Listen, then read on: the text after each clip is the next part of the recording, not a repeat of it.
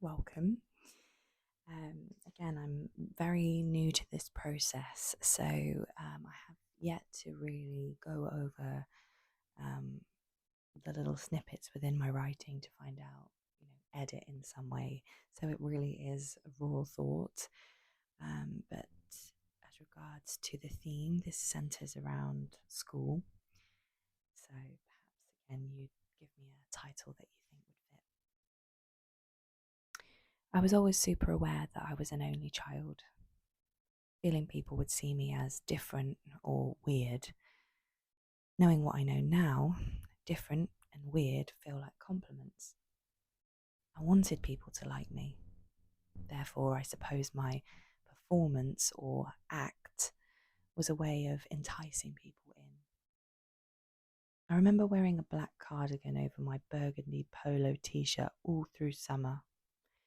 Whoever decided burgundy polo t shirts was the right choice for a school uniform for sweaty, insecure teenagers has a lot to answer for. I was boiling, but even when I wasn't boiling, I was sweating. Sweating from the constant act I was putting on.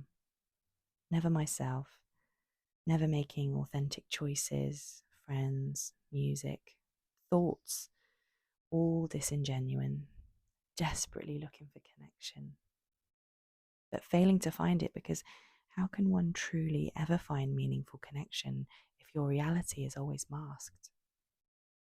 Girls love power, and they smell weakness in me. Friends know they can use me as a punch bag for laughs, someone to make fun of, someone to make them look better. Not always aware of it, but it's always there. And within every friendship group, there was hierarchy. I felt the closeness in relationship from one person to the next was forever changing. These two and these two. Together a four, but then a swap. I can't keep up.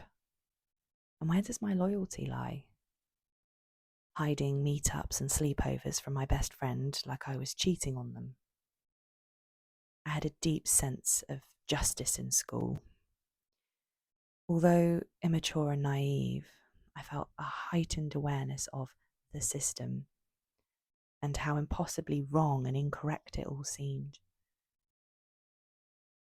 Retaliating only in moments of complete breaking point. A smile and joke with the bully. A stern reminder to the well-intentioned child who had forgotten their school planner. It was always about power. The absurdity and stress of it all was overwhelming. I don't remember it all, just fleeting moments, and if I'm honest, an overall sense of dread and discomfort. Being locked in a football court for a joke, kids, some of them friends, laughing and walking away. Teachers slamming on tables for me not understanding, but trying, always trying. Silencing myself always.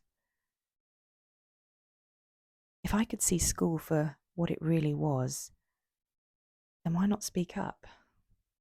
Tell my teachers when I disagreed, say what I really thought. A lump in my throat. Dad. Never really afraid of the teacher in front of me, but just the energy and commandment in their voice that would bring me right back home. Please don't call home. Please don't tell my dad. My silence screaming out from the corners of my being when being told off in yet another unjust and frankly incomparable ways to than which a more confident, outspoken child would have been treated. My identity, almost invisible as a kid, I hid behind a persona of draining intensity and energy, one that could rarely be sustained in a one-to-one setting. Most days felt like a punishment, an overwhelming mountain to climb.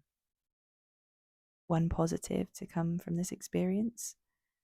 Well, no, not really.